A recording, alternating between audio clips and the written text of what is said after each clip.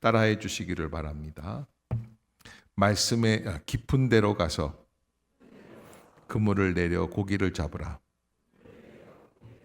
다시 한번 깊은 데로 가서 그물을 내려 고기를 잡으라. 지난 주간 저는 깊은 데로 가서 그물을 내려 고기를 잡으라라고 하는 말씀으로 설교를 준비하다가 딱 한 가지 생각났던 게 하버드 대학에 제가 하버드 대학을 가본 적이 없어요 아직까지. 그래서 한번 가봐야겠다. 가서 공부는 못하더라도 문 앞에는 한번 가봐야지 생각이 들었는데 그런 이 이슈가 있대요. 이게 이제 하버드 대학이 워낙 유명하다 보니까 도서관에 10계명, 7계명 뭐 이런 게 있고 그러는데 그 중에서 이제 하버드 대학의 출입구에 뭐 이런 게 있다는데 사람을 외모로 판단하지 말라라는 얘기가 있다. 사람을 외모로 판단하지 말라. 따라해 봅시다. 사람을 외모로 판단하지 말라.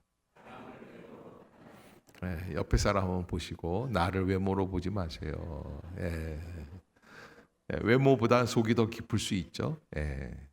왜 이런 이야기가 이슈화 되었는가라는 거는 이제 하버드 대학이 1800년대인데 어느 부부가 와서 뜬금없이 총장님 보자고 그러더라고요. 총장. 미국의 최고의 학교고 그런데 그런 학교에 웬 시골 부부가 와서 그러는가 싶어서 수의가 거절을 하기가 좀 뭐해서 좀 기다리게 한 열 몇 시간 기다렸대.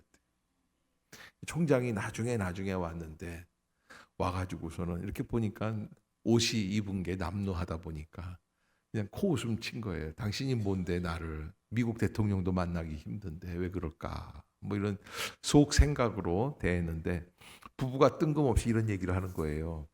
제가 학교에 건물 짓는데 좀 기부 좀 하고 싶어요. 그랬더니 기가 막힌 거죠. 이렇게 가난한 사람이 그러면 뭐 해봐야 뭐 몇백 달러, 몇천 달러 할 텐데 그것 때문에 바쁜 나를 불렀느냐 뭐 이런.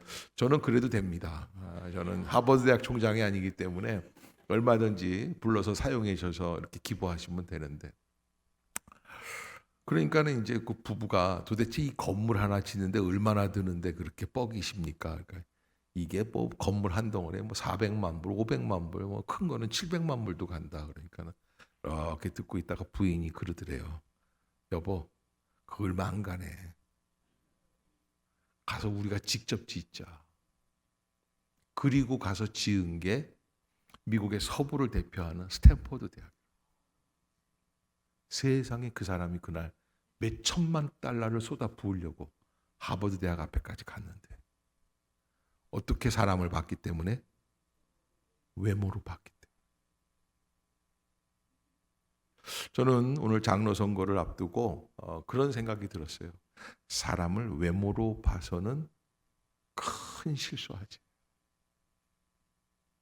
사람을 외적인 모습으로 볼 수는 없어요. 그래서 사람을 뽑고 사람을 선택하고 사람을 세우는 일에 하나님 내가 어떻게 하면 좋을까요? 기도하는 마음. 기도가 최고예요. 하나님께서 우리를 선택해 주시는 이 선택. 저는요, 먼저 하나님의 선택에 대해서 여러분들과 함께 나누면서 이렇게 말씀을 드리고 싶습니다. 하나님의 선택은 인간의 공로가 아닌 하나님의 주권에서 시작이 된다. 따라해 봅시다. 인간의 공로가 아닌 하나님의 주권에서 시작된다.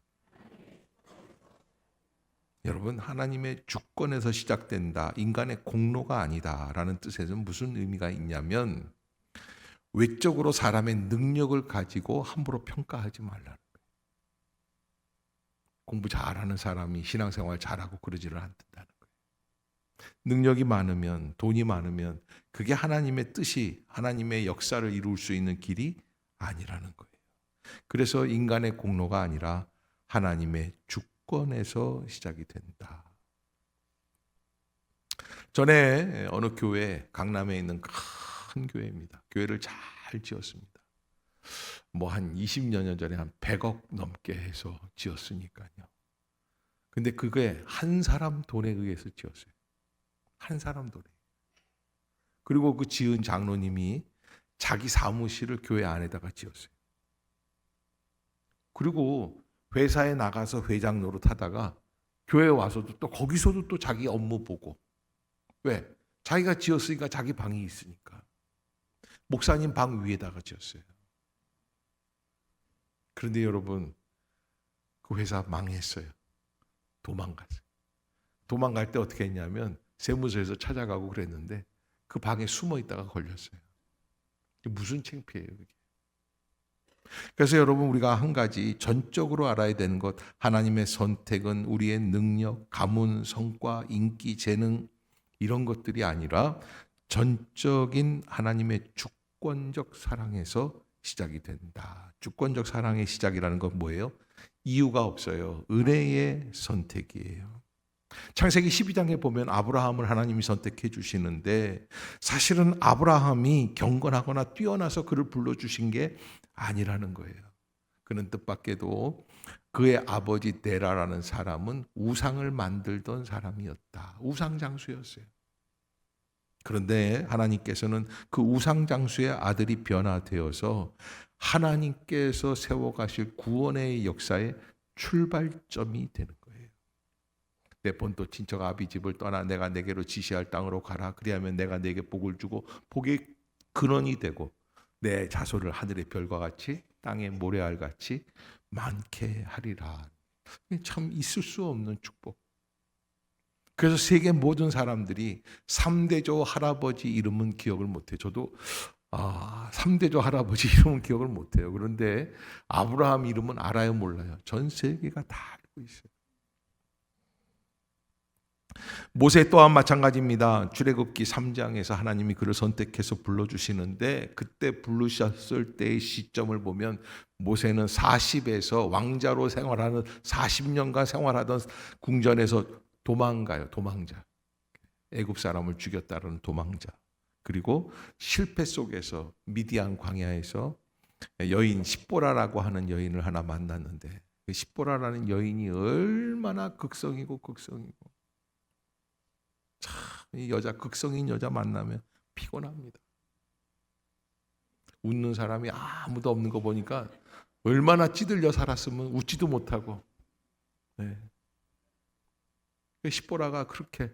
근데 거기서 그 십보라, 그래서 보리 서말만 있어도 처가살이 안 한다고 그러는데 거기서 40년을 그렇게 지리멸렬하게 목동으로 양을 치면서 지냈던 모세. 그래서 모세가 말이 없다고 그러는데 말을 잊어먹은 거예요. 왜? 기가 막혀서 할 말이 없는 거예요. 자기의 인생이 어쩌다가 이렇게 됐을까. 그런데 하나님은 그 순간 80이 된 모세를 만나주시고 그에게 모세야, 내가 선 곳은 거룩한 곳이니 내 발에서 신을 벗어라. 내 백성을 애굽에서 이끌어내라. 실패자에게 주시는 새로운 사명이다. 다윗을 뽑으실 때는 하나님이 사무엘에게 뭐라고 그러십니까? 나 여호와는 중심을 보는 하나님이다. 다른 형제들보다 키도 작고 좀 어리게 보이고 그런 사람들이지만 그러나 하나님께서는 중심을 보신다. 사무엘상 16장에서 말씀을 해주시고 다윗을 선택해 주셔서 이스라엘의 역대 최고의 왕으로 세워주시는 것을 보게 되죠. 오늘 예수님께서는 제자들을 만나서 그들을 이끌어 가십니다. 특별히 오늘 이 누가복음 5장에 나와 있는 이 장면은 해변 설교, 해변가 설교라 이렇게 말을 할 수가 있는데 예수님의 설교가 세 가지가 있어요. 하나는 산상 설교, 우리가 잘 아는 설교, 마태복음 5장부터 7장까지. 두 번째는 광야 설교가 또 있습니다. 세 번째가 해변가 설교입니다. 바닷가에 사람들을 다 앉혀놓고 바닷가 해변에서 이렇게 있으니까 예수님은 배를 타고 나가셔서 배 위에서 사람들을 향해서 말씀해 주시는 거예요. 그 말씀이 다 끝난 다음에 옆에 있던 시몬 베드로에게 말씀을 해주셨어요. 그게 오늘 5장 4절 말씀입니다. 말씀을 마치시고 시몬에게 이르시되 깊은 데로 가서 그물을 내려 고기를 잡으라. 따라해 봅시다. 깊은 데로 가서 그물을 내려 고기를 잡으라. 예, 참 깊은 데로 가서 그물을 내려 고기를 잡으라. 이 말씀 속에는 대단한 불합리한 논리가 담겨 있어요. 깊은 데로 가서 그물을 내려 고기를 잡으라. 이건 말이 안 되는 논리예요. 왜냐하면 예수님의 직업은 뭐예요? 목수예요. 베드로의 직업은 뭐예요? 어부예요. 누가 누구를 가리키는 거예요? 목수가 어부 가리키는 거예요. 뭐 하는데? 고기 잡는데. 오늘은 빵 먹는 날 제가 좀 운영하신 우리 최진영 장로님 계시지만 제가 최진영 장로님 빵 갖다 주실 때마다 장로님 빵은 이렇게 좀 만들면 어떨까요? 세상에 웃기죠. 목사가 셰프한테 말을 하니까요. 그런데요, 한 번도 장로님이 목사님 뭘 안다고 자꾸 그러십니까? 그냥 드시기나 하세요. 이러지를 않으세요. 예, 알겠습니다. 저는 그게 신기해. 언제까지 저러나 보자. 한 번도 답답한 얘기 하지 마세요. 뭘 모르면 가만히 이런 얘기를 한 번도 하신 적이 없어요. 그래서 제가 속으로 빵도 맛있지만 진짜 장로 될 자격이 있는 분이다 생각이 들어요. 왜냐하면 많이 거꾸로 장로님이 저한테 목사님 설교는 좀 이렇게 하면 어떨까요? 그랬으면 내가 당장에 뭘 안다고 그래요. 그런데 저보다 10배는 나으신 분이시다. 뭘 또 아멘을 그렇게 큰 소리로. 이제 알고 봤더니 최진영 장로님 팬이네. 그래서 하나님께서 그를 선택해서 불러주시는 베드로의 형편을 보았을 때 깊은 데로 가서 그물을 내려 고기를 잡으라라고 말씀해 주시는 이 말씀 한마디로 봤을 때 우리는 무엇을 할 수 있냐면 하나님의 부르심은 단순한 일을 맡기려고 하는 부르심, 가서 고기를 많이 잡으라고 하는 부르심이 아니라 뭐예요? 존재의 방향을 바꾸라는 부르심이다. 따라해 봅시다. 하나님의 부르심은 존재의 방향을 바꾸라는 부르심이다. 어떤 부르심이냐면 아는 체하고 자기 주장하고 자기 고집 피우고 그런 게 아니라 어떻게 해요? 예수님의 말씀에 순종하는 부르심이에요. 아멘. 그게 바로 하나님의 부르심이에요. 베드로는 고기 잡는 사람이지만 주님의 부르심을 통해 영혼을 회복시키는, 그래서 예수님이 뭐라고 그러시냐면 내가 지금은 고기를 잡지만 장차 무엇을 낚으리라? 사람 낚는 어부가 되리라. 변화되어서 살아가는 거예요. 바뀐 사람으로 살아가는 거예요. 바울이 뭐라고 그럽니까? 내가 그리스도와 함께 십자가에 못 박혔나니. 왜? 내 존재가 바뀌어야 되겠기 때문에. 아멘. 여러분 한번 옆에 사람 쳐다보세요. 그리고 물어보세요. 바뀌었어요? 물어보세요. 바뀌었어요? 우리를 향하신 하나님의 부르심은 저 무슨 일을 하라는 게 아니에요. 한 사람의 존재 전체를 하나님 쪽으로 회전시켜 부르시는 거예요. 그러기에 하나님의 부르심은 새 길을 열어가는 창조의 역사다. 베드로는 고기 잡는 사람이었지만 주님의 부르심을 통해 영혼을 회복시키는 자로 삶의 방향이 바뀝니다. 바울도 마찬가지입니다. 단순한 직업적인 변화가 아니라 예수를 바라보고 예수를 위해 살아가는 존재의 방향. 그래서 히브리서 12장에 뭐라고 그러냐면 믿음의 주여 온전케 하시는 이인 예수를 바라보자. 지금까지 세상 일로 바빴다면, 돈 버는 일로 바빴다면, 나의 주관과 나의 철학을 성취하는 일로 바빴다면 이제는 무엇입니까?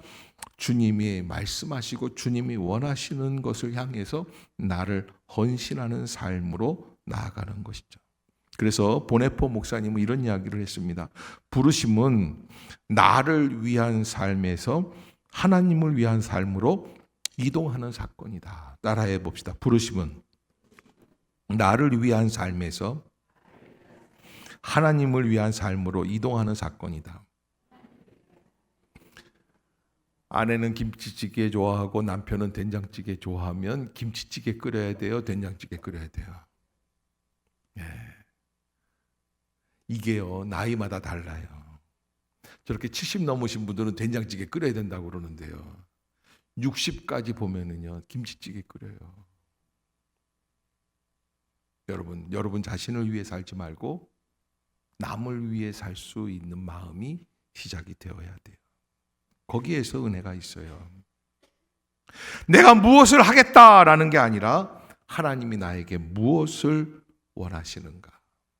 내가 하고 싶을 때 하고 하기 싫으면 그만두겠다라는 게 아닙니다. 하나님께서 내일을 원하시는 그때까지 나는 그 자리를 지켜 나가겠습니다. 아멘. 아멘. 그러기에 하나님의 선택에는 은혜와 책임이 동시에 일어난다라는. 하나님의 선택은 특권이며 은혜이지만 그러나 동시에 무엇이 있습니까? 책임이 있습니다. 선택은 멸시가 아닙니다. 섬김의 이유입니다. 이스라엘이 선택받았을 때 하나님은 너희를 통해 열방이 복을 얻을 것이다. 섬김의 통로가 되는 것이지 우월감의 근거가 아니에요. 그래서 이스라엘이 우월감에 빠져 있을 때가 있습니다. 율법에 빠져 있고 자기네들은 선민 백성이라고 선택받은 백성이라고 그런 우월감에 빠져 있을 때 이스라엘은 기원전 586년에 멸망당하게 되는 거예요. 그게 바로 무서운 일이죠. 그러기에 부르심에는 책임의 무게를 요구한다. 장로이면서 집사이면서 모든 사명자, 모든 직분은 직책이 아니라 십자가의 책임이다. 영혼을 위한 십자가의 책임. 그래서 예레미야는 하나님의 말씀을 받을 때 예레미야 20장 9절에서 내 마음이 주의 말씀이 내 마음에 불과 같다. 한번 주님의 말씀이 내 속에 임하기 시작하면 불처럼 나를 태워나간다. 그러기에 부르심의 책임이 없다면 그 사람은 아직 부르심의 본질을 깨닫지 못하는 것입니다. 한번 불러주셨다. 그러면 내 뜻대로 하는 것이 아니라 주의 뜻대로 살아가기를 다짐하는 것이죠.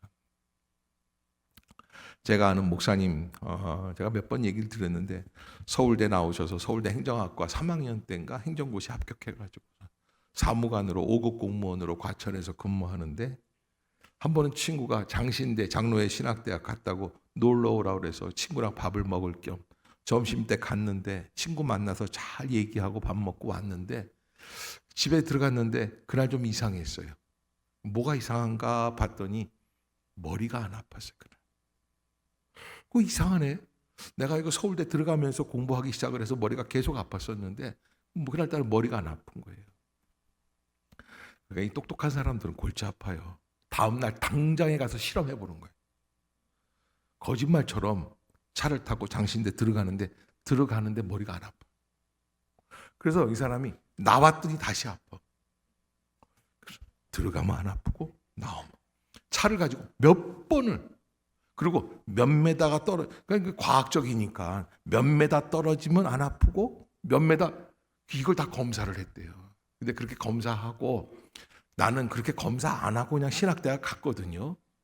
이게 머리 좋은 사람들이 이게 문제야. 그래서 결론이 뭐냐면 하나님이 나를 부르시는구나라는 것을 깨닫게 됐대요. 가만 생각해 보니까 중학교 2학년 때 겨울 수련회 때 제가 주를 위해 일을 하겠습니다. 선서했던 게 있더래요. 또 이런 얘기하면 좀 제가 걱정되는 게 또 엄마들이 또 겨울 수련회 가면 절대 손들지 말아요.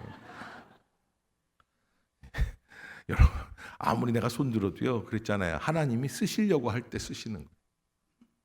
그래서 그렇게 해서 다 내려놓고 여러분 5급 공무원 내려놓는 게 쉬운 일이겠어요. 앞길이 청창한 사람인데 그런데 하나님의 부르심 앞에서 완전히 뒤바뀌어서 그래서 모학교에서 같이 신앙생활하고 목회 생활을 하는데 사모님들하고 모이면 그 사모님이 이대 출신이거든요.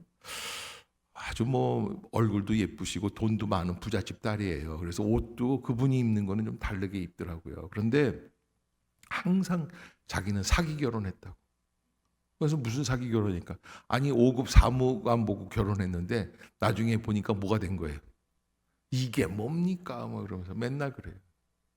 그런데 여러분 사실은 거기에 은혜가 있죠. 어떤 것도 내려놓고 본질적으로 주님이 원하시는 길로 나아가겠다라고 하는 그런 존재적인 변화예요. 그러면 예수님께서 오늘 본문에서 베드로에게 뭐라고 말씀을 하시냐면 어디로 가서 그물을 내려 고기를 잡으라 말씀을 하십니까? 깊은 데로 가서. 저는요 요 구절을 가지고 제가 이제 갈릴리 호숫가를 갔는데 우리 팀들이랑 같이 가서 이게 제일 궁금한 거예요. 깊은 데가 어디에 있을까? 저 중학교 때 보면은 중학교 때 우리 학교의 뒷 운동장에 이렇게 호수가 있었는데 요만했어요. 호수가 꽤 컸습니다. 막 팔뚝만한 잉어가 있고 그래가지고 우리 친구들끼리 그때는 1970년대 초반이었기 때문에 먹을 게 귀해요. 그래서 야 밤에 집에 가지 말고 숨어 있다가 잉어 잡아 먹을까 뭐 이런 얘기도 하고 그랬었어요. 그런데 그렇게 이제 호수가 있는데 그런 호수를 보다가 갈릴리 호수를 가니까 이 호수가 아니라 바다야. 어마어마해요. 그러면 깊은 데로 가라는 것은 이 해변가를 얘기하는 게 아니잖아요. 해변가는 당연히 배가 정박해 있는 해변가는 얕겠죠. 그런데 예수님이 말씀하신 특별히 아니 해변가에서 그물질 하겠어요. 그래서 깊은 데로 가라. 그래서 어디가 깊은가? 다 깊어. 바다니까. 다 깊어요. 시퍼런 물이. 배 타고 나가는데 바로 깊어요. 모든 게 다 물이 시퍼렇고. 그래서 제가 생각해 봤어요. 그러면 깊은 데로 왜 가라고 말씀을 하셨을까? 여러분, 한 가지 잊지 마셔야 될 게 하나님의 부르심은 늘 깊음을 향한다라는 것을 잊지 마세요. 하나님께서 우리에게 늘 뭐라고 그러세요? 어떻게 하라? 깊어지라고. 뭐 조그마한 일에 그냥 좋으면 웃고 슬프면 울고 막 이러지 말고 깊어지는 사람. 기쁨이라는 건 뭘 의미하느냐? 따라해 봅시다. 기쁨은 자기 부인의 자리입니다. 내 와이프의 자리가 아니라 나를 부인하는, 나를 부정하는.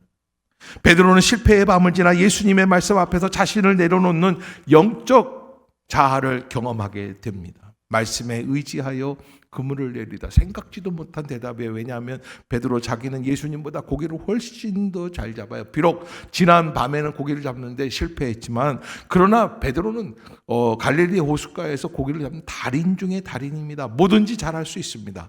그러나 뜻밖의 말씀에 의지하여 그물을 내리다. 내 경험을 뛰어넘어서 지난 밤의 실패를 뒤집고 주님께서 말씀해 주시는 대로 나아가 순종해서 가겠습니다. 자기를 부인하는 거예요. 두 번째, 기쁨은 성숙의 자리다. 따라해 봅시다. 기쁨은 성숙의 자리다. 그래서 성자들이 예전에 이런 이야기를 해요. 얕은 영혼은 흔들린다.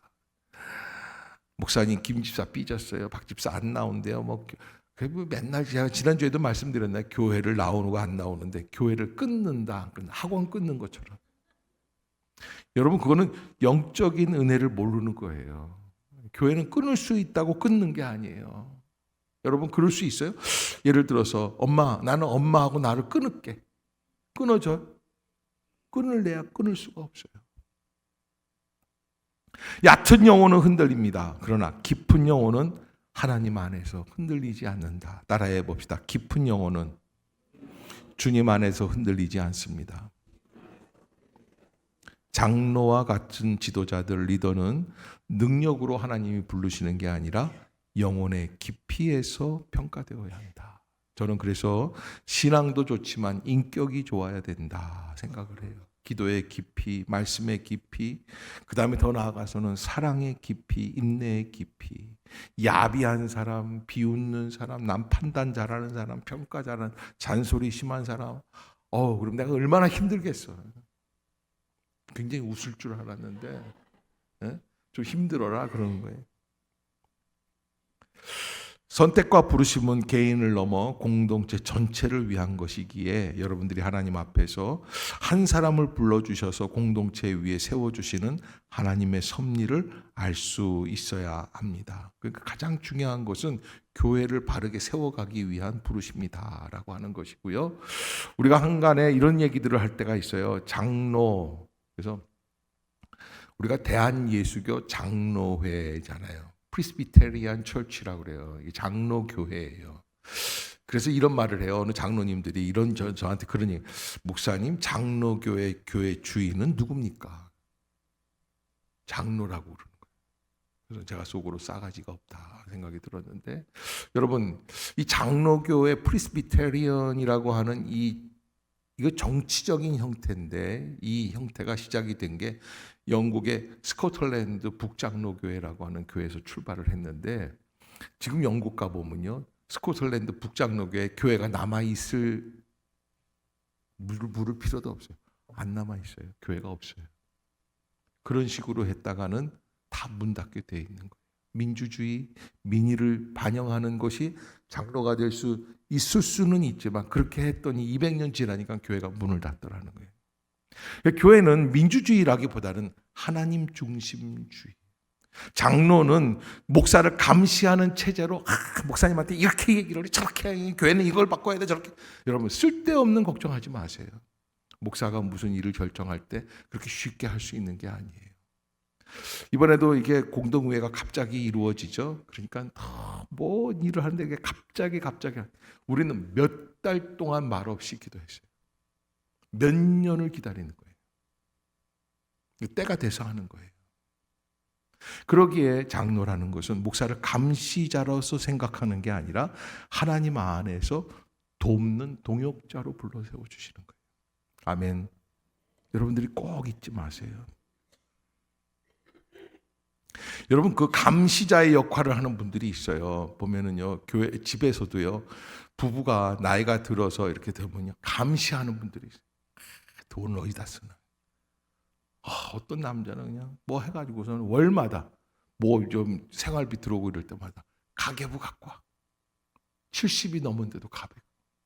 나는 저 제주도에 있을 때 어느 권사님인데 돈이 많아요. 어느 병원 원장 부인인데 새벽에 전화가 왔어요. 목사님 큰일 났어요. 그래서 난 무슨 죽는 일 생긴 줄 알았는데 왜? 우리 원장님이 가계부부죠. 그럼 보여드려요. 그랬더니 아니다 몽땅 헌금했단 말이에요. 내 속으로 아니 그럼 그걸 왜 다 헌금을 해가지고선 잘 있다가 나중에 남편 달라고 그러면 줘야지 그걸 왜 헌금을 해가지고 날 깨우나. 그런데 여러분 참 그러지 않을 것 같은 쾌남인 것 같은 분들도 그런 분들이 계세요. 감시자는 너무너무 힘듭니다. 부부도 힘들고 동역을 할 수 있기를 바라요. 그러기에 결론적으로 선택받은 자의 삶은 어떠해야 하는가? 첫째는 말씀 앞에서 즉시 반응하는 순종의 삶입니다. 따라해 봅시다. 말씀 앞에서 순종하는 순종의 삶이다. 아멘. 말씀 앞에서 즉시 반응하는 순종의 삶이에요. 여러분 베드로가 깊은 데로 가서 그물을 내려 고기를 잡으라. 마지못해 대답을 해. 내년에 할게요. 하겠다는 거예요? 안 하겠다는 거예요? 안 하겠다는 거예요. 이거는 아주 정신 나간 짓이에요. 그래서 여러분 이런 얘기가 있어요. 순종을 늦추는 것도 불순종의 한 가지 형태다. 순종을 늦추는 것도. 어떤 분들은 은퇴 후에 하겠습니다. 어떤 분들은 뭐 좀 경제가 나아지면 하겠습니다. 미루는 분들이 있는데 미룰 때마다 이게 순종이 늦춰지는 것도 이것도 하나님 앞에서 불순종의 예다. 그러기에 순종은 즉각적으로 말씀 앞에서 즉시 반응하는 삶이 되어야 한다. 두 번째는 겸손입니다. 특권이 아니라 은혜로 여기는 삶이다. 오늘 장로 3사람 뽑는데 되시는 분들 하나님 안에서 내가 그래도 이 교회에서 인정받고 그런 분들 안 됐으면 좋겠어요. 저는 그래서 아예 일부부터 공포를 했어요. 저 뽑지 말라고 교인들한테 절대 제 이름 쓰지 말라고 그랬는데 좀 재미있는 얘기를 하면 반응을 보여야 되는 내가 운다 봐라. 이를 악물고 버티는 분들이. 여러분 고린도전서의 바울은 뭐라고 우리에게 알려주고 있냐면 나의 나된 것은 하나님의 은혜로다. 따라해 봅시다. 나의 나된 것은 하나님의 은혜입니다. 예, 자기 공로가 아니라 모든 것이 하나님께로부터 이루어진 거예요. 그래서 순종, 겸손, 그 다음에 사명 그랬는데 사명은 사람을 세우고 영혼을 살리는 일이다. 따라해 봅시다. 사람을 세우고 영혼을 살리는 삶. 이게 뭐냐면 교회를 세워나가는 거예요. 순종하는 것도 겸손한 것도 무엇 때문에 그래요? 교회를 살리기 위해서예요. 세상에 식당 가서 제가 한 20년 전부터 그랬던 것 같아요. 어느 식당 갔는데 여기 저 김치 좀 넣어주세요 그러면 이렇게 갖다 놓는 거예요. 그래서 이렇게 봤더니 이 사람은 직원이야. 다음번에 사장님한테 부탁해. 사장님 많이 드세요. 더 드릴까요? 달러. 월급 받는 사람하고 주인하고. 사장님이 왜 그럴까요? 안 망하려고. 그럼 교회를 세워나가는 일이 그래요. 우리가 겸손하게 더욱더 하나님 앞에서 더욱 나 자신을 내려놓고 은혜 가운데 살아가려고 하는 이유가 어디에 있습니까? 교회를 세워나가려고. 왜 나를 모릅니까? 나를 인정해 주세요. 이런 분들은 교회를 잘 모르는 분들이. 교회를 안다면 교회는 인간의 기준을 넘어 하나님이 부르시는 사람들, 그래서 하나님이 세워가려고 하는 깊은 곳으로 이끌어가는, 오늘도 예배 마치고 나가서 투표할 때 하나님이 어떤 사람들을 불러주실까, 거기에 깊은 마음을 가지고 감시하려는 사람이 아니라 순종하고 그리고 헌신하려고 하는 사람들, 거기에서 하나님의 능력이 나타나는 것이죠. 그러기에 늘 기쁨의 영성을 인정하고 하나님 앞에서 내 뜻보다는 하나님의 뜻을 바라볼 수 있는 믿음의 성도들이 되시기를 주의 이름으로 축복합니다. 옆에 있는 분들과 함께 한번 이렇게 해보시길 바랍니다. 옆에 사람 쳐다보시고, 이번 기회에 나도 깊어지겠습니다. 아멘. 주의 일을 위해서 깊은 마음을 가지고 하나님 앞에 최선을 다해서 사람을 살려낼 수 있는, 교회를 살려낼 수 있는, 교회 때문에 참을 수 있는, 예수님 때문에 참을 수 있는 그런 은혜로운 믿음의 공동체가 될 수 있기를 주의 이름으로 축복합니다.